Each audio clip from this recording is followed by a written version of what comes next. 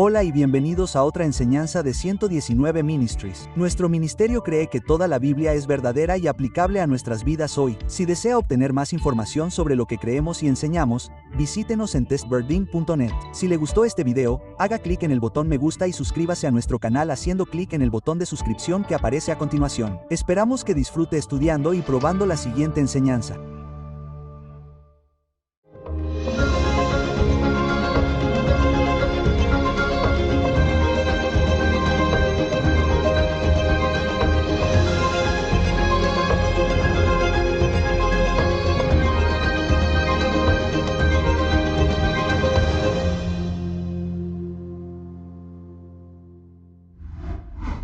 Muchos de nosotros fuimos criados en tradiciones, denominaciones o sistemas que nos enseñaron a esperar un escape de la tribulación, una partida repentina y secreta de la tierra llamada rapto.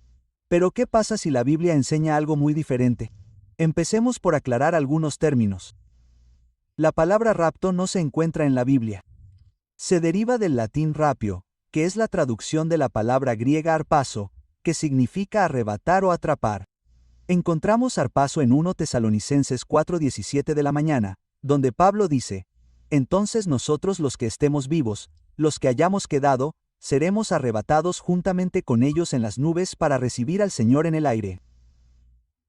Así que sí, el concepto de ser arrebatado es en realidad bíblico. La cuestión no es si habrá una reunión o un arrebatamiento. La cuestión real, la cuestión crítica es cuándo sucede y por qué sucede. A gran parte del cristianismo moderno se le ha enseñado una visión del rapto pretribulacional, donde los creyentes son removidos de la tierra antes de un tiempo de gran angustia y el surgimiento del anticristo. Pero, ¿es eso lo que realmente enseñan las Escrituras? En este estudio, pondremos a prueba una doctrina del rapto pretribulacional usando solo las Escrituras, no con comentarios, ni con la tradición, ni con novelas de ficción del fin de los tiempos, sino con la palabra de Dios. Nuestro objetivo es simple: mostrar que la doctrina de un rapto pretribulacional no solo no está respaldada por las Escrituras, sino que se contradice directamente con la cronología que Yeshua, Pablo y Juan establecen claramente. También exploraremos lo que la Biblia realmente enseña, que la resurrección y el arrebatamiento de los creyentes ocurren después de la tribulación y antes de que se derrame la ira de Dios. Esto sería un rapto pretribulacional y postribulacional. Y es la postura que mejor armoniza toda la Escritura. Como siempre, los invitamos a que lo examinen todo y a que razonen con nosotros usando toda la palabra de Dios. Empecemos. Fundamentos y definiciones. Antes de que podamos entender correctamente el momento del rapto, debemos sentar unas bases adecuadas. Esto comienza por permitir que la Biblia defina sus propias categorías y términos. Con demasiada frecuencia, la teología no se basa en el texto en sí, sino en frases y tradiciones creadas por el hombre que nunca aparecen en las Escrituras. Por lo tanto, comenzamos aquí con la terminología. Las palabras importan, y estas palabras que usamos para describir las doctrinas bíblicas a menudo moldean la manera en que las entendemos. Algunos de los términos más utilizados en los debates sobre el fin de los tiempos incluyen, por ejemplo, rapto. Si bien este concepto de ser arrebatado es bíblico, el término rapto en sí no se encuentra en la Biblia. Es un término derivado del latín que se ha asociado a todo un sistema teológico, a menudo cargado de suposiciones que no se encuentran en el texto, como el momento, el secreto y el escape de la tribulación o la era de la Iglesia. Esta frase nunca aparece en las Escrituras. Aunque la eclesia o asamblea se menciona tanto en el Antiguo como en el Nuevo Testamento, la idea de una era distinta que reemplaza a Israel o separa a los creyentes en diferentes categorías es una construcción de la teología dispensacional, no del lenguaje bíblico. Y luego está la idea de los santos de la tribulación. Las Escrituras hablan de santos o personas santas en ambos testamentos, pero nunca clasifican a los creyentes en aquellos que se salvan antes de la tribulación y aquellos que se salvan durante ella. Esta distinción artificial se inventó para respaldar una teoría del rapto pretribulacional. La Biblia habla de un cuerpo, una fe, una primera resurrección y un regreso del Mesías. Cuando usamos terminología no bíblica, especialmente sin darnos cuenta de su bagaje teológico, corremos el riesgo de adoptar ideas que la Biblia nunca enseña. Como principio, debemos dejar que la Biblia se interprete a sí misma y usar su lenguaje, no las invenciones del hombre. Cada vez que un sistema teológico introduce nuevos términos que no se encuentran en las Escrituras, debemos detenernos y ponerlo a prueba cuidadosamente. El rapto y la primera resurrección. Veamos ahora los pasajes más fundamentales que se citan a menudo para respaldar lo que muchos llaman el rapto. 1 Tesalonicenses 4. Porque el Señor mismo con voz de mando, con voz de arcángel, y con trompeta de Dios, descenderá del cielo, y los muertos en Cristo resucitarán primero. Luego nosotros los que vivimos, los que hayamos quedado, seremos arrebatados juntamente con ellos en las nubes para recibir al Señor en el aire, y así estaremos siempre con el Señor. Esta es la descripción más clara y detallada del Nuevo Testamento sobre la resurrección y el recogimiento de los creyentes. Es a lo que muchos se refieren como el rapto. Pero fíjense en algo absolutamente fundamental en la descripción de Pablo. Este arrebatamiento es inseparable de la resurrección de los muertos en el Mesías. Pablo afirma claramente que los muertos en Cristo resucitan primero y luego los vivos son arrebatados juntamente con ellos. Este acontecimiento no se trata solo de la eliminación de los seres vivos. También se trata de la resurrección de los muertos en Cristo. Y puesto que la Biblia habla de solo dos resurrecciones importantes de los muertos, debemos hacernos una pregunta seria. ¿Cuál resurrección es esta?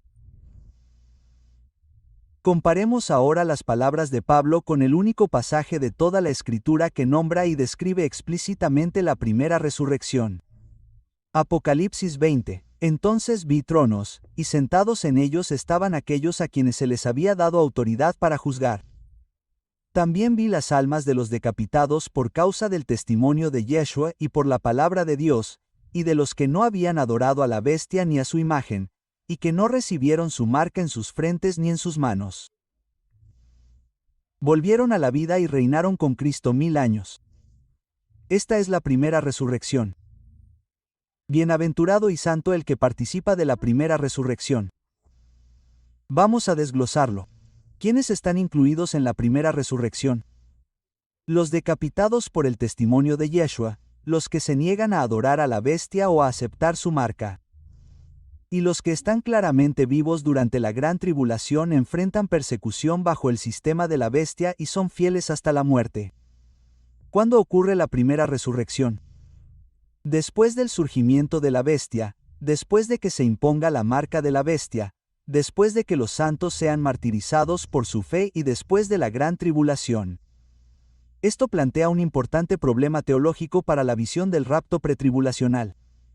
Si 1 Tesalonicenses 4 describe una resurrección de los muertos en el Mesías, lo cual claramente hace, y Apocalipsis 20 identifica la primera resurrección como algo que ocurre después de la gran tribulación, entonces estos dos eventos deben ser lo mismo. La única conclusión bíblica coherente es esta. El rapto ocurre al mismo tiempo que la primera resurrección y la primera resurrección ocurre después de la gran tribulación. Por lo tanto, el rapto no puede ocurrir antes de la tribulación como sugiere la visión pretribulacional. No hay base bíblica para insertar una resurrección antes de la que las Escrituras definen como la primera. Entonces, ¿cómo responden a esto los maestros pretribulacionistas? Para evitar esta clara contradicción, algunos defensores de la pretribulación han intentado dividir la primera resurrección en múltiples fases o entregas. Argumentan que hay una primera resurrección inicial antes de la tribulación que consiste en la iglesia y una segunda primera resurrección después de la tribulación que consiste en los mártires de la tribulación. GodQuestions.org explica esta perspectiva. La primera resurrección tiene lugar en varias etapas. Jesucristo mismo allanó el camino para la resurrección de todos los que creen en Él. Habrá resurrección de los muertos en Cristo al regreso del Señor y resurrección de los mártires al final de la tribulación. Los santos del Antiguo Testamento también resucitarán al final de la tribulación y también forman parte de la primera resurrección. Esta es su mención de su segunda primera resurrección. Luego, después de mencionar las dos resurrecciones de la primera resurrección, mencionan la segunda resurrección.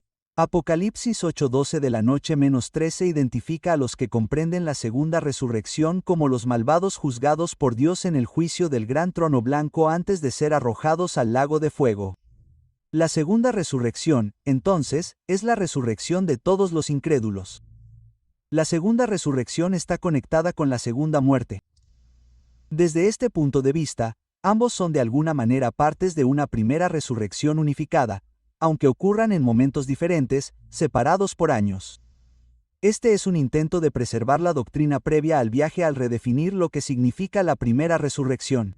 Pero seamos honestos, las Escrituras nunca dividen la primera resurrección en fases. Está la primera resurrección del Mesías, las primicias, y luego, a su regreso, la resurrección de todos los que le pertenecen. Esto es lo que las Escrituras llaman la primera resurrección, el evento unificado singular cuando el pueblo de Dios resucita a la vida eterna en la aparición de Yeshua. 1 Corintios 15. Pero cada uno en su debido orden, Cristo, las primicias. Luego, en su venida, los que pertenecen a Cristo. En ninguna parte la Biblia dice que la primera resurrección ocurra en segmentos o que diferentes grupos la experimenten en momentos diferentes. El lenguaje de Apocalipsis 20 es explícito. Define la primera resurrección como la que incluye a aquellos que vuelven a la vida después de la gran tribulación, después de resistir a la bestia. Incluso contrasta esta primera resurrección con el resto de los muertos que no vuelven a la vida hasta después de los 1000 años. El texto es cronológico y completo. No hay espacio para una fase previa de la primera resurrección. Afirmar que la primera resurrección comienza antes de la tribulación, hace una pausa y luego termina después no se deriva de la lectura simple del texto. Es una solución teológica. También es lógicamente errónea. No puede haber una resurrección antes de la primera resurrección. Por definición, la primera resurrección debe ser exactamente eso, la primera resurrección de los justos.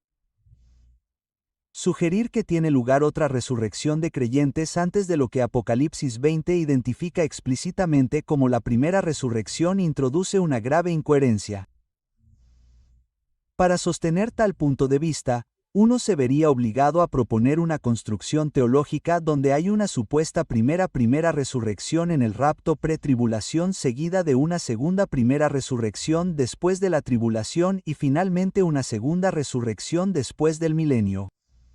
Eso significaría que Apocalipsis 20 solo se refiere a la segunda primera resurrección mientras que omite por completo la supuesta primera resurrección. Esto no solo distorsiona el significado claro del texto, sino que también socava la claridad, confiabilidad y autoridad de las Escrituras mismas. Sin embargo, como ya hemos visto, esto es precisamente lo que enseña GodQuestions.org. Apocalipsis 20 establece clara y explícitamente que la resurrección de aquellos que resistieron a la bestia y fueron martirizados durante la gran tribulación es la primera resurrección. Si aceptamos eso como la etiqueta inspirada, entonces cualquier resurrección de los justos que se proponga que ocurra antes de eso contradiría directamente la propia descripción de las Escrituras. Debemos creer que la Biblia y el hecho de nombrar la primera resurrección omiten por completo la primera resurrección real. Ese tipo de razonamiento teológico debería hacernos reflexionar seriamente. Las Escrituras no hablan así. No hay precedentes en ninguna parte del texto bíblico para dividir la resurrección de los justos en rostros inconexos separados por años. Sugerir tal secuencia no es interpretar las Escrituras, sino imponerles un sistema teológico. Si una doctrina requiere inventar categorías como una primera resurrección y una segunda resurrección solo para mantenerse a flote, debería levantar sospechas. Demuestra cuán forzado y artificial se vuelve el marco pretribulacional cuando se compara con el claro testimonio de la palabra de Dios. No debemos adaptar las Escrituras a nuestro sistema, sino que las Escrituras deben definirlo. La Biblia lo dice claro, nosotros también. 1 Tesalonicenses 4 y Apocalipsis 20 describen la misma resurrección, la primera resurrección de los justos. Uno describe el cómo, la trompeta, las nubes y la reunión, y el otro describe quiénes y cuándo fueron los santos fieles que soportaron la gran tribulación. Cuando permitimos que las Escrituras interpreten las Escrituras, la verdad se vuelve clara. El rapto es después de la primera resurrección y la primera resurrección ocurre después de la tribulación pero antes de la ira. Cualquier intento de cambiar, dividir o redefinir esta secuencia no está respaldado por la Biblia. Es un esfuerzo por proteger una tradición, no por proclamar la verdad. Dejemos de lado las tradiciones que no respaldan las Escrituras y, en cambio, aferrémonos a la cronología clara y coherente revelada en la palabra. El caso bíblico sería un rapto pretribulacional y postribulacional. Cuando permitimos que las Escrituras definan su propia cronología, el orden de los eventos del fin de los tiempos se vuelve mucho más sencillo de lo que a menudo se enseña en la escatología moderna. La Biblia presenta una secuencia clara. El pueblo de Dios soporta una tribulación, es reunido en la primera resurrección y luego la ira de Dios se derrama sobre el mundo impenitente. Repasemos esto juntos. La abominación desoladora marca el comienzo del período final de 3 años y medio conocido como la Gran Tribulación. Durante este tiempo, a la bestia se le da autoridad para perseguir a los santos por aquellos que no participan en el Éxodo Mayor. Analizaremos el Éxodo Mayor con más detalle en un momento. Al final de la Gran Tribulación, aparecen señales cósmicas. El sol y la luna se oscurecen y los poderes de los cielos son sacudidos con la aparición del Mesías. Estas señales preceden a la reunión de los elegidos y a la resurrección de los muertos en el Mesías. Después de la reunión de los fieles, la ira de Dios se derrama sobre los impenitentes a través del juicio final. Esto culmina con el regreso visible del Mesías como Rey de Reyes.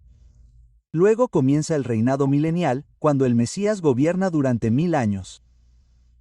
Esta es la estructura bíblica.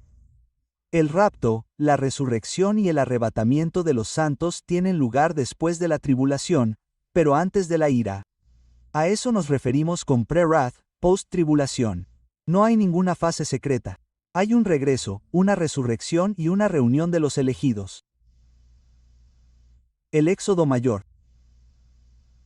Antes de continuar con el resto de la enseñanza, debemos cubrir brevemente el concepto del Éxodo Mayor. El Éxodo Mayor es un acontecimiento profético futuro en el que Yahvé reunirá a su pueblo de todas las naciones en el desierto, tal como reunió a Israel de Egipto. Sin embargo, este segundo éxodo será tan grande que eclipsará al primero, como dice Jeremías 4:14 de la tarde -15.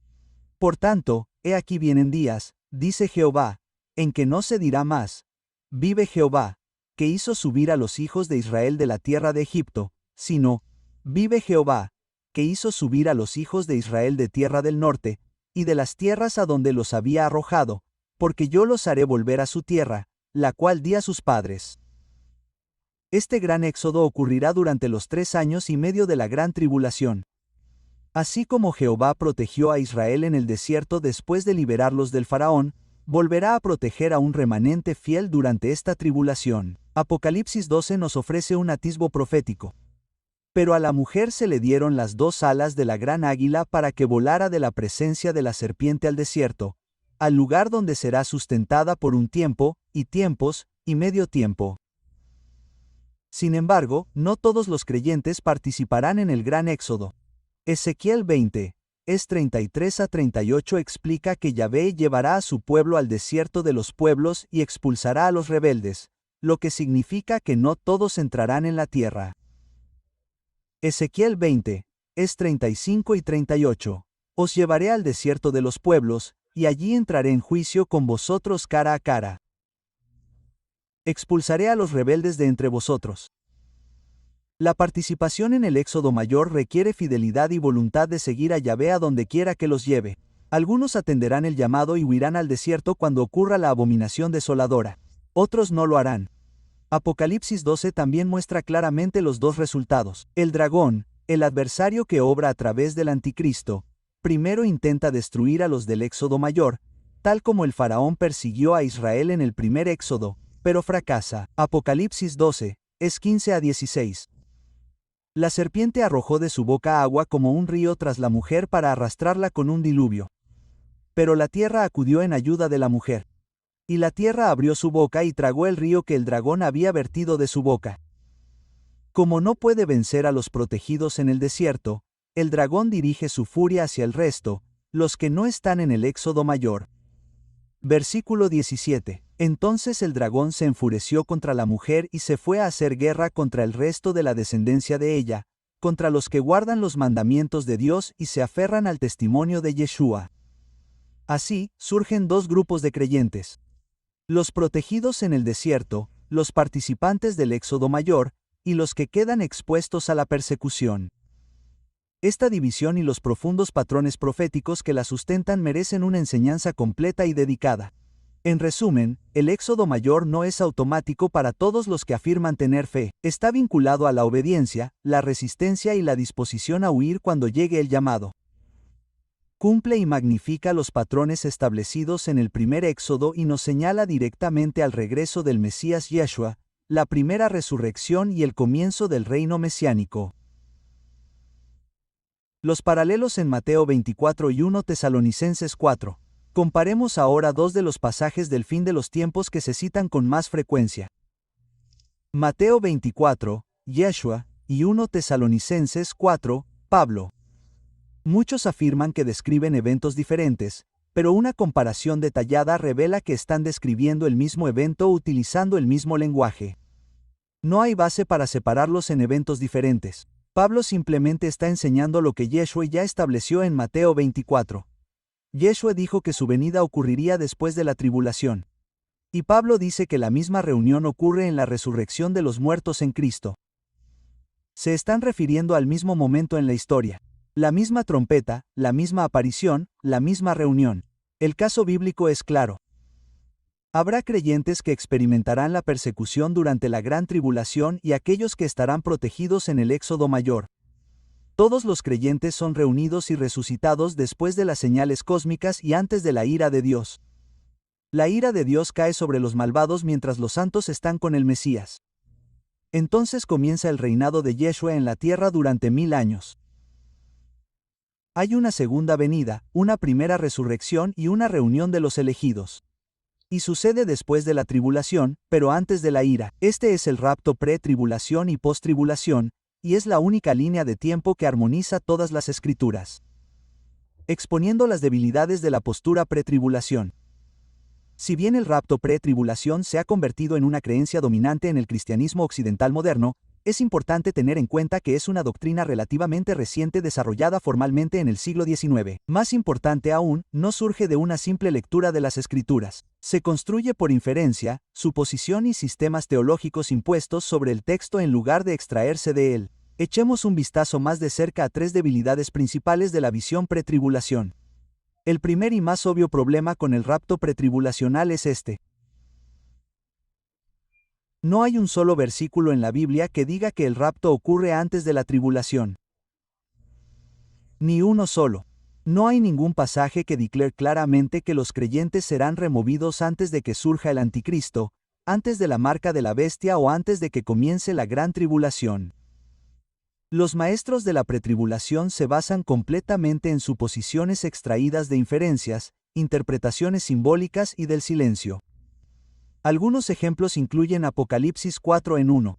Algunos afirman que el hecho de que Juan sea llamado al cielo es un símbolo del rapto, pero el texto nunca llama a este evento rapto, resurrección o reunión de los elegidos. Apocalipsis 3:10 de la mañana, guardado de la hora de la prueba. Sin embargo, esto se refiere a protección, no a remoción, y coincide con lo que vemos en el tema general del Éxodo.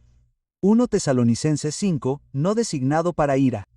Es cierto, pero la ira no es lo mismo que la tribulación, aunque muchos confunden erróneamente ambas. La doctrina de la pretribulación no se basa en lo que las escrituras enseñan claramente, sino en lo que no dicen explícitamente. Se apoya en gran medida en inferencias, suposiciones y silencio en lugar de en evidencia bíblica sólida y directa. Uno de los defectos más fundamentales es la confusión entre tribulación e ira.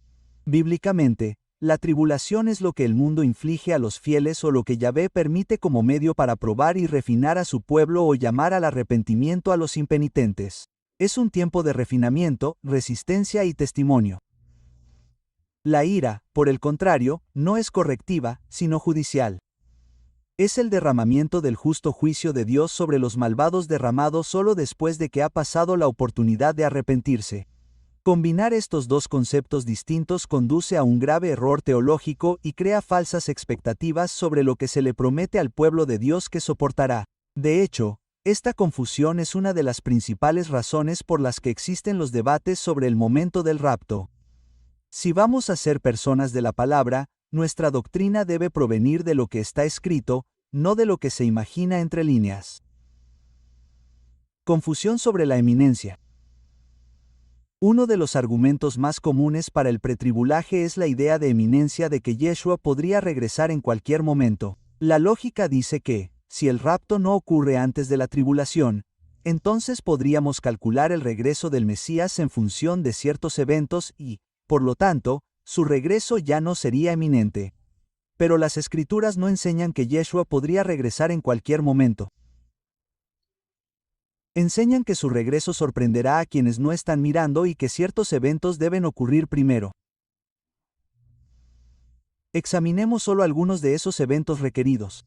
El propio Yeshua dice en Mateo 24, así que cuando veáis la abominación desoladora de la que habló el profeta Daniel, entonces habrá una gran tribulación. Inmediatamente después de la tribulación de aquellos días, verán al Hijo del Hombre viniendo sobre las nubes del cielo con gran poder y gran gloria. Yeshua vincula su regreso directamente a eventos cronológicos visibles. La abominación desoladora, la gran tribulación y las señales cósmicas en los cielos. Esto no es eminencia, es una secuencia, y Yeshua espera que lo reconozcamos. Pablo escribe con la misma claridad. 2 Tesalonicenses capítulo 2. Ahora bien, en cuanto a la venida de nuestro Señor Mesías Yeshua y nuestra reunión con Él, ese día no vendrá sin que primero venga la rebelión y se manifieste el hombre de pecado. Pablo está abordando directamente la confusión sobre el momento de la reunión, lo que llamamos el rapto. Y dice que no puede suceder hasta que, en primer lugar, ocurra la gran apostasía. Y en segundo lugar, se manifieste el anticristo. Esto desmantela por completo la idea de que el regreso del Mesías podría ocurrir en cualquier momento. El regreso del Mesías será, en efecto, inesperado para los que no estén preparados, pero no es incognoscible para los sabios que estén atentos y discerniendo las señales. A muchos se les ha enseñado que nadie sabe el día ni la hora y, por lo tanto, nadie puede ni debe saberlo nunca. Pero esa interpretación no tiene en cuenta el contexto en el que Yeshua hizo esta afirmación en Mateo 24. Es cierto que en el primer siglo el Mesías dijo Mateo 2, 4, 3, 6. Pero en cuanto al día y la hora, nadie sabe, ni siquiera los ángeles del cielo, ni el Hijo, sino solo el Padre. Estamos de acuerdo en que Yeshua y su humildad no conocían definitivamente el momento en ese momento y que esto fue por designio del Padre. En ese momento, las señales proféticas y su correspondiente cronología aún no habían comenzado a desarrollarse y el entendimiento permanecía sellado. La señal principal y definitiva, la abominación desoladora, aún no había ocurrido. Y debido a esto, el reloj profético que revelará el día exacto sin ninguna duda aún no había comenzado a correr. Por lo tanto, el momento del fin permaneció oculto a la vista. El mensaje de Yeshua era que, si bien hay señales a las que prestar atención, la señal específica que revelará al 100% el entendimiento del momento de Daniel 12 es la ocurrencia de la abominación desoladora. Esta realidad corrobora directamente las reiteradas exhortaciones de Yeshua a sus seguidores para que se mantuvieran alerta y vigilantes. Si bien los fieles podían reconocer la estación, el conocimiento final del día y la hora solo se revelaría después de que ocurrieran ciertos eventos proféticos. De esta manera, el regreso del Mesías no es un evento aleatorio que podría suceder en cualquier momento, sino que sigue una secuencia profética clara. Pero eso no significa que siempre se pretendiera que permaneciera desconocido. De hecho, a Daniel se le dijo que la comprensión de la profecía del tiempo del fin estaría sellada hasta el tiempo del fin, y que los sabios entenderían.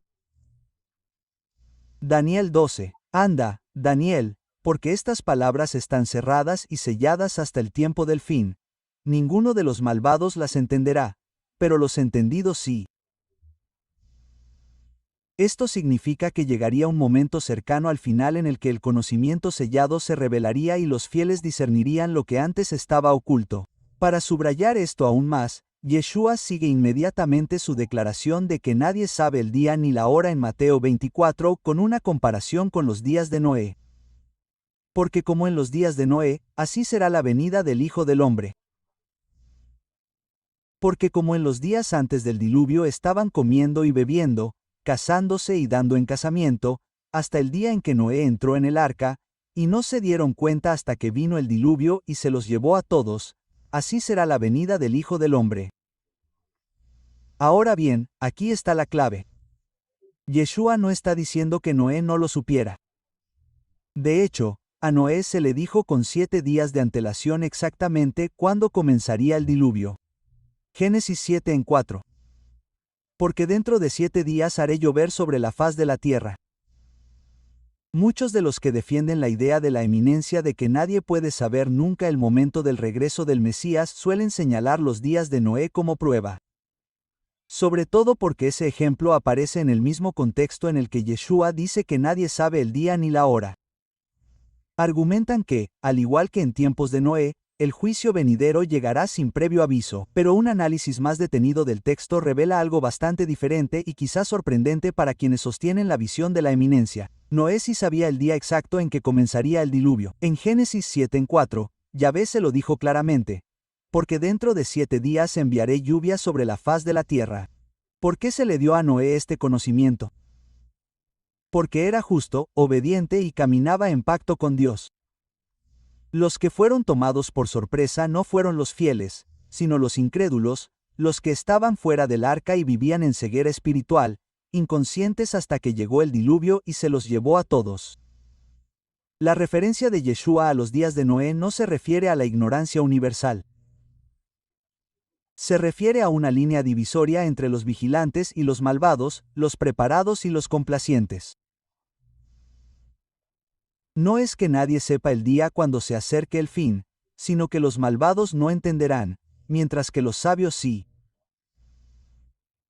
Así como fue en los días de Noé, así será en la venida del Hijo del Hombre.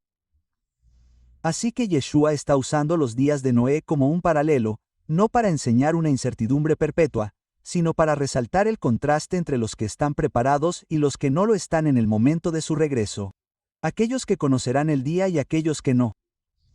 Así como el mundo en los días de Noé fue tomado por sorpresa, también el mundo incrédulo será sorprendido por la venida del Hijo del Hombre. Pero los fieles, aquellos que observan las señales, no serán sorprendidos. Esto es exactamente lo que Yeshua dice a la congregación en Sardis en Apocalipsis 3:3. Si no velan, vendré como ladrón, y no sabrán a qué hora vendré contra ustedes. La clara implicación es que aquellos que sí velan y permanecen alerta no serán tomados por sorpresa. Asimismo, Pablo afirma esto en 1 Tesalonicenses 5. Pero ustedes no están en tinieblas, hermanos, para que aquel día los sorprenda como ladrón. El regreso del Mesías es como ladrón solo para los que duermen, no para los que están despiertos y prestando atención. Por lo tanto, la afirmación de que nadie sabe el día ni la hora era absolutamente cierta en el primer siglo, pero nunca se pretendió que siguiera siendo cierta indefinidamente. El contexto de esa frase refleja una época en la que los acontecimientos proféticos que conducirían al regreso del Mesías aún no habían comenzado a desarrollarse. A lo largo de las Escrituras, encontramos un patrón. Las declaraciones en tiempo presente dirigidas a las audiencias del primer siglo enfatizan que no conocían el momento y, en algunos casos, no se suponía que lo supieran todavía. Sin embargo, los pasajes proféticos en tiempo futuro, en particular los que conciernen al fin de los tiempos, indican que se les concederá entendimiento a los fieles a medida que se acerque el día. Daniel 12:10 del día nos dice claramente que ninguno de los malvados entenderá, pero los sabios entenderán. Los sabios no quedan en tinieblas. Las señales descritas por Yeshua en Mateo 24 se desarrollan. La generación que viva en aquellos días no solo reconocerá la estación, sino que incluso podrá discernir el día. Esta progresión de lo oculto a lo revelado es totalmente coherente con la profecía de la naturaleza, sellada por un tiempo, luego revelada cuando más se necesita. A medida que las señales que Yeshua enumeró en Mateo 24 comiencen a manifestarse, guerras, hambrunas, anarquía, la abominación desoladora, la gran tribulación y señales cósmicas en los cielos, los fieles sabrán que Él está cerca, a las puertas mismas. Así como a Noé se le dijo el día en que vendría el diluvio, los sabios de los últimos días entenderán cuándo se acerca el día del Mesías, no por especulación, sino porque están prestando atención a la palabra y a las señales proféticas que se están desarrollando. El regreso del Mesías será inesperado para los descuidados, pero no será desconocido para los sabios. Y ahora más que nunca, estamos llamados a estar entre aquellos que están despiertos, vigilantes y listos. Crea dos venidas. Quizás el problema teológico más evidente con la postura previa al viaje es que crea efectivamente dos segundas venidas separadas del Mesías. Una venida secreta e invisible para arrebatar a la iglesia antes de la tribulación y una venida gloriosa y visible con los santos al final de la tribulación. Pero Yeshua nunca enseñó esto, los apóstoles nunca enseñaron esto, las escrituras hablan constantemente de una segunda venida, una aparición y una resurrección de los justos. Esta división artificial no solo es innecesaria, sino que no es bíblica. Volvamos a Hechos 1:11 de la mañana, donde los discípulos ven a Yeshua ascender al cielo. Este Yeshua que ha sido tomado de vosotros al cielo, vendrá de la misma manera que le habéis visto ir al cielo. Se fue públicamente en las nubes y volverá públicamente en las nubes. No se menciona un regreso secreto, no hay ninguna indicación de una remoción silenciosa de los creyentes. La idea de un regreso en dos fases se importa al texto. El texto nunca la enseña. Además, Apocalipsis 1:7 dice: He aquí, viene con las nubes y todo ojo le verá. Un rapto secreto contradice esto, las escrituras no lo respaldan. El rapto pretribulacional es una doctrina construida sobre el silencio, las suposiciones y la tradición, no sobre las escrituras. Carece de un solo versículo que establezca el rapto antes de la tribulación. Confunde la tribulación con la ira, ignorando la clara secuencia bíblica. Enseña una idea de inminencia que contradice las palabras de Yeshua y Pablo, y crea dos venidas distintas del Mesías, donde la Biblia solo enseña una. Cuando se pone a prueba con todo el concilio de las Escrituras, la postura previa al viaje simplemente no se sostiene. Promete escapar cuando las Escrituras exigen resistencia. Crea confusión donde la palabra da claridad. Como siempre, se nos llama a ponerlo todo a prueba y aferrarnos a lo que es bueno. Desechemos las tradiciones de los hombres y aferrémonos en cambio a la verdad de la palabra de Yahvé. Ánimo y exhortación. Si bien gran parte de este estudio se ha centrado en corregir el error, ahora queremos volver nuestros corazones hacia el ánimo. Lo que creemos sobre el fin de los tiempos no es solo un detalle teológico, da forma a cómo vivimos, cómo nos preparamos y cómo resistimos. Entonces, tomemos un momento para preguntarnos, ¿por qué es esto importante? Entonces, ¿por qué es importante? Algunos pueden preguntarse, ¿qué daño hay en creer en un rapto antes de la tribulación? ¿No es solo una diferencia de opinión? Pero la verdad es que la falsa esperanza lleva a la falta de preparación. Yeshua nos advirtió que el tiempo de tribulación sería un tiempo de gran prueba para los santos, y en Mateo 2:4-10, describió lo que sucedería cuando comenzara la presión. Y entonces muchos se apartarán, se traicionarán unos a otros y se odiarán unos a otros. Cuando a los creyentes se les dice que serán eliminados antes de que comience cualquier problema, pero luego se encuentran enfrentando persecución, encarcelamiento o martirio. Muchos tropezarán. Se sentirán traicionados por un sistema que les dijo que nunca serían probados. Algunos incluso pueden alejarse de la fe.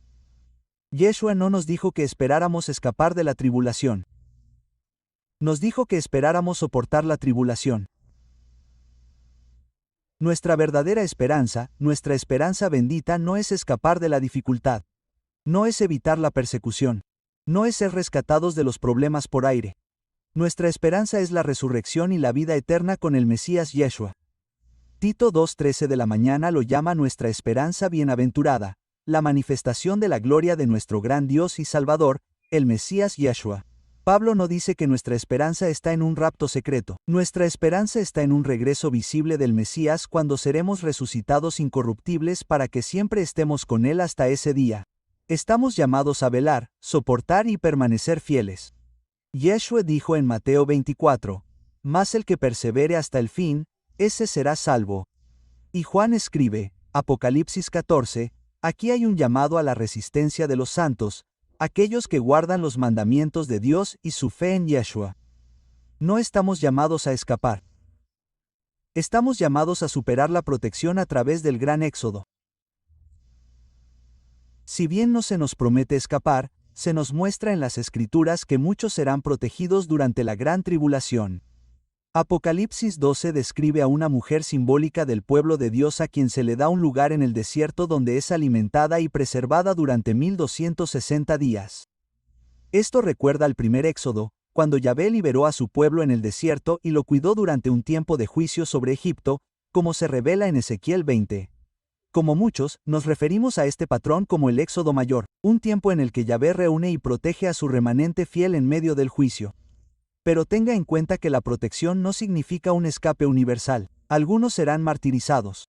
Apocalipsis 69 a 11, Apocalipsis 13 en 7 y Apocalipsis 20 en 4 lo dejan claro. Pero los que dan su vida son honrados. Son resucitados en la primera resurrección y reinarán con el Mesías durante 10.000 años. Conclusión. Hemos recorrido las Escrituras desde los profetas hasta Pablo, desde las enseñanzas de Yeshua hasta las visiones de Juan, y lo que hemos encontrado es coherente y claro. El rapto pretribulacional no solo no tiene fundamento, sino que las Escrituras lo contradicen. El rapto, lo que Pablo llama la resurrección y reunión de los elegidos, tiene lugar después de la gran tribulación y antes de que la ira de Dios se derrame sobre la tierra. Esta no es solo la enseñanza de un solo pasaje. Es el mensaje unificado de Yeshua en Mateo 24, Pablo en 1 Tesalonicenses 4 y 2 Tesalonicenses 2, y Juan en Apocalipsis 6 al 20. El momento del rapto es postribulacional y pretribulacional. Esta visión no solo se ajusta a la lectura simple de pasajes esqueológicos clave, sino que también armoniza con los tiempos señalados y la estructura rítmica del plan redentor de Dios. Si bien aquellos que sostienen visiones alternativas sobre el momento del rapto aún pueden tener preguntas, ya que esta enseñanza pretende servir como una descripción general fundamental, no como un tratamiento exhaustivo, estamos seguros de que esas preguntas pueden abordarse. Se proporciona una exploración más detallada, incluidas las respuestas a objeciones comunes, como una sección de preguntas frecuentes de seguimiento dedicada a este tema. Así que ahora nos queda esto. ¿Prepararemos nuestros corazones para soportar, o pondremos nuestra esperanza y escaparemos? ¿Estaremos entre las vírgenes prudentes, despiertas y listas, o dormiremos pensando en la tardanza del novio? Estemos despiertos, estemos atentos, y seamos fieles sin importar lo que venga. Apocalipsis 19. Bienaventurados los que son invitados a la cena de las bodas del Cordero. Oramos para que hayan sido bendecidos por esta enseñanza y recuerden continuar probándolo todo. Shalom.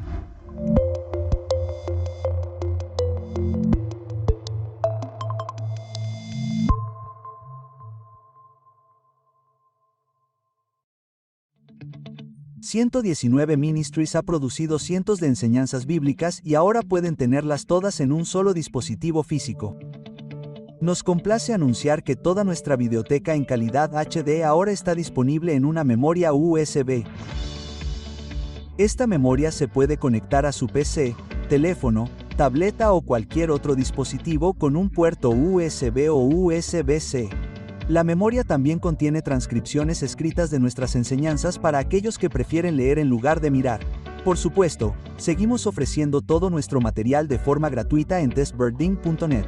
Pero tener una copia física te permitirá ver nuestros vídeos en cualquier lugar y en cualquier momento sin necesidad de conexión a Internet. Tener una copia física también garantizará que nuestras enseñanzas estén disponibles si alguna vez nos eliminan de los sitios web de vídeos, lo cual es un peligro al que se enfrentan cada vez más los ministerios de todo el mundo. Queremos seguir llegando a la mayor cantidad de personas posible. Ahora bien, puede que te preguntes, ¿pero qué pasa con todas las nuevas enseñanzas que se publican cada semana? Bueno, además de recibir todas nuestras enseñanzas pasadas, tu compra incluye actualizaciones gratuitas de por vida. Cada memoria USB incluye instrucciones que te permitirán descargar y almacenar fácilmente las nuevas enseñanzas a medida que se publiquen. O envíanos la memoria USB por correo una vez al año y la actualizaremos por ti y te la enviaremos de vuelta sin cargo alguno. Esperamos que este nuevo recurso te bendiga. Y como siempre, cualquier beneficio que reciba nuestro ministerio se destina directamente a producir más enseñanzas. Consigue tu memoria USB 119 hoy mismo visitando 19flashdrive.com. Es gracias a ustedes, nuestros generosos patrocinadores, que hacen posible ofrecer estas enseñanzas de alta calidad de forma totalmente gratuita. Si se sienten motivados a apoyar a 19 Ministries para que podamos continuar con este esfuerzo, por favor visiten testbirthing.net y hagan clic en la pestaña Support 19. Descubran cómo pueden colaborar con nosotros para llevar toda la palabra de Dios a las naciones.